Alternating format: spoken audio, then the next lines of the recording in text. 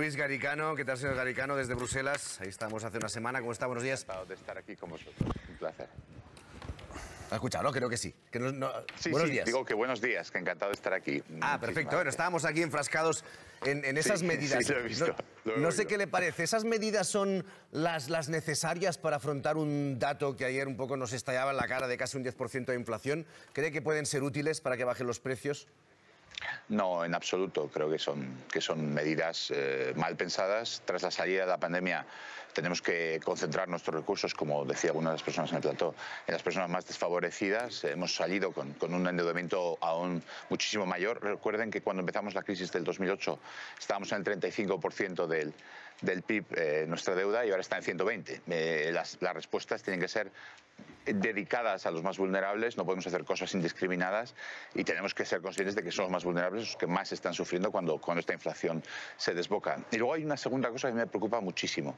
Una lección errónea que se ha sacado de la pandemia. Se intervinieron muchas cosas en una situación extrema. Había que quedarse en casa. Es una cosa rarísima, parar la economía, meterla en el congelador. Y ahora la lección que parece que se ha sacado, oyendo a Yolanda Díaz, oyendo al presidente del gobierno, es que se puede intervenir todo, que se pueden intervenir los alquileres, que se pueden intervenir todos los precios, y eso realmente a donde nos lleva es agravar los problemas de competitividad y de productividad que estaban ustedes ahora discutiendo. España no puede desandar el camino de tratar de buscar la eficiencia y meterse por esa senda de que los precios se ponen desde el Real Decreto. Ayer parecía un poco que el debate en el Congreso era entre los partidarios de bajar impuestos y quienes piden que se suban impuestos, sobre todo a quien tiene más, y a las empresas, sobre todo. Ahora mismo no nos centramos en las energéticas por sus abultadísimos beneficios favorecidos por este incremento de precios. ¿Está aquí esta dicotomía o hay puntos intermedios? Yo creo que hay puntos intermedios. El lunes estuve con la ministra de Finanzas comiendo holandesa y ella decía, oye, lo que voy a hacer es gastarme el ingreso extraordinario que tengo por energía en amortiguar esta subida. Y eso es lo que el Mundo Val ayer dijo en el Congreso de los Diputados por parte de Ciudadanos. Vamos a que no se aproveche el Estado de esta situación, pero tampoco le vamos a crear un agujero ahora mismo, cuando lo que tenemos es una situación en la que ahora mismo el Banco Central Europeo nos va a dejar de comprar la deuda. Entonces, no podemos pensar como pensábamos durante la pandemia. Recuerden un dato muy importante. Emitimos 159.000 millones durante la pandemia. De esos 159.000 millones, el 100%, todo, lo compró el Banco Central Europeo. Eso no va a seguir sucediendo y la situación en ese sentido es diferente. Esas dos medidas que ahora usted aplicaría inmediatamente para intentar solucionar esta escalada de precios, ¿cuáles serían?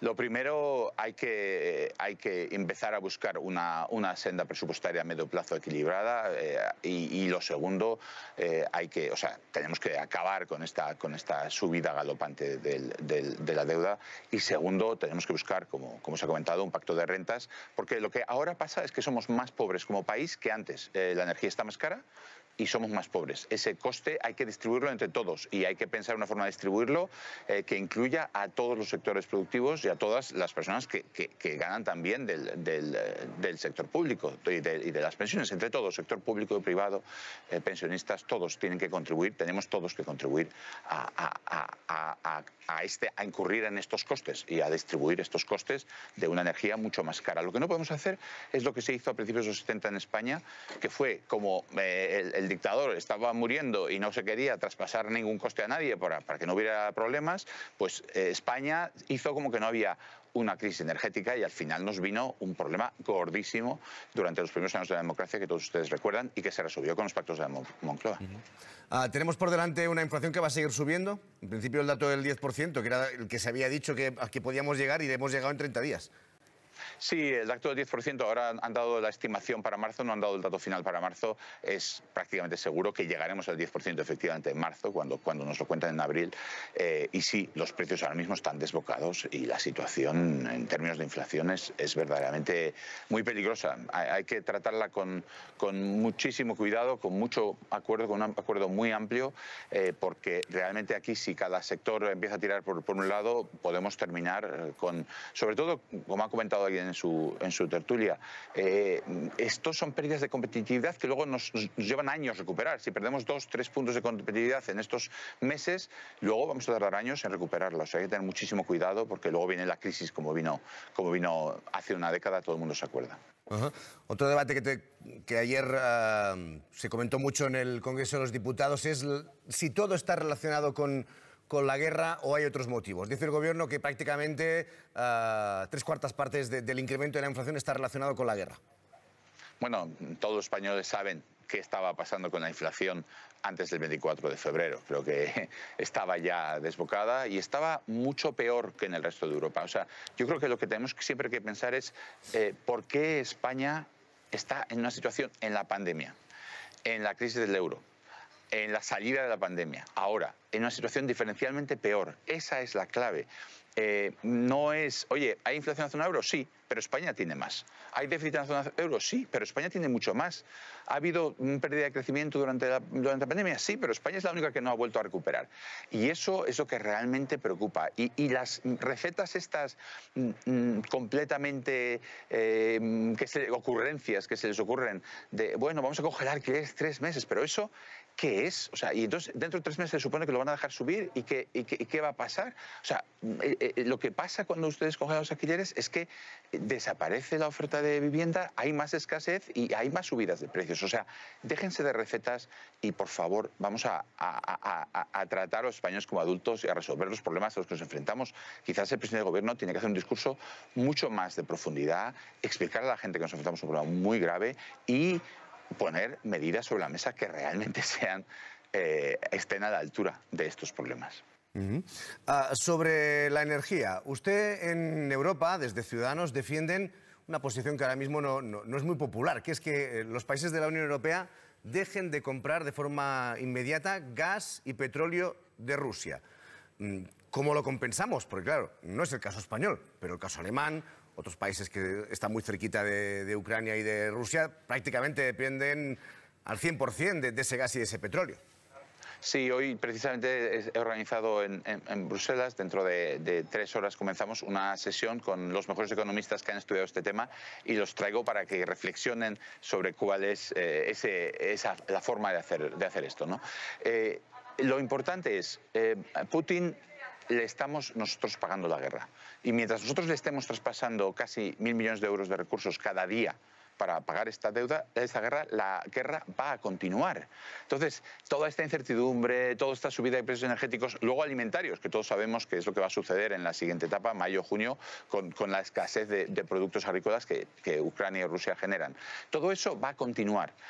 Las muertes, la inestabilidad, la falta de inversión, mientras hay incertidumbre.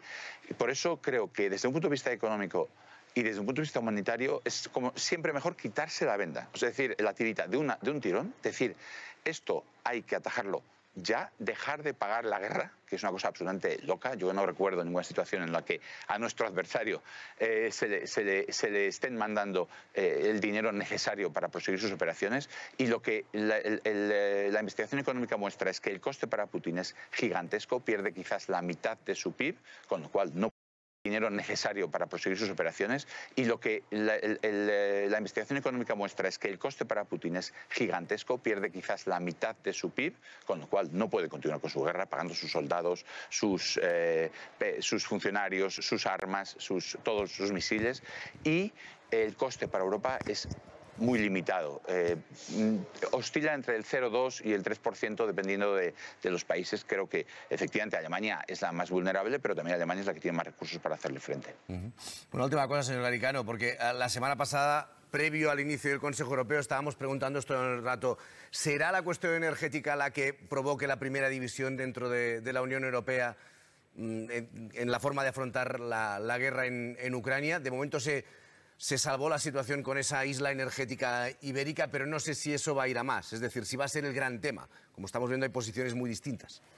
Bueno, Europa durante la pandemia vio que había una separación, vio que los costes eran muy asimétricos y decidió un endeudamiento conjunto, emitir bonos conjuntos para ayudar a todos los países. Eso realmente, juntamente con la acción del Banco Central Europeo, llevó a que Europa estuviera absolutamente unida durante la crisis. En esta crisis, ahora mismo, Europa no está haciendo eso. Europa no está diciendo, bueno, vamos a emitir bonos y vamos a ayudar a todos los países a que se enfrenten a esto de forma conjunta. Tampoco ayuda el que vean que otros países, como el nuestro, puedan estar despilfarrando. El que Europa no se haya, digamos, metido a amortiguar quiere decir que en este momento es un poquito sálvese quien pueda. Cada país está yendo por su cuenta. Parte de el esfuerzo que yo estoy haciendo para decir, oiga, paremos el gas y las importaciones de gas y petróleo y a la vez hagamos un fondo europeo que evite esas divisiones, porque sí, creo que su sugerencia va bien encaminada. Creo que va a ser muy difícil mantener la unidad europea a medida que esta crisis afecta a los diferentes países de forma diferente y que haya países como en el este, etcétera, que quieran acciones más decididas, otros países como Alemania que no las quieran. Creo que Europa necesita aprender las lecciones de la pandemia de nuevo y en este caso enfrentarse a esto de forma conjunta también presupuestariamente. Pero para eso España tiene que hacer su parte. No podemos y no se nos puede ver desde fuera que nos gastamos el dinero que no tenemos. Señor Garicano, gracias por atendernos desde el Parlamento Europeo en Bruselas. Un abrazo. Muchísimas gracias.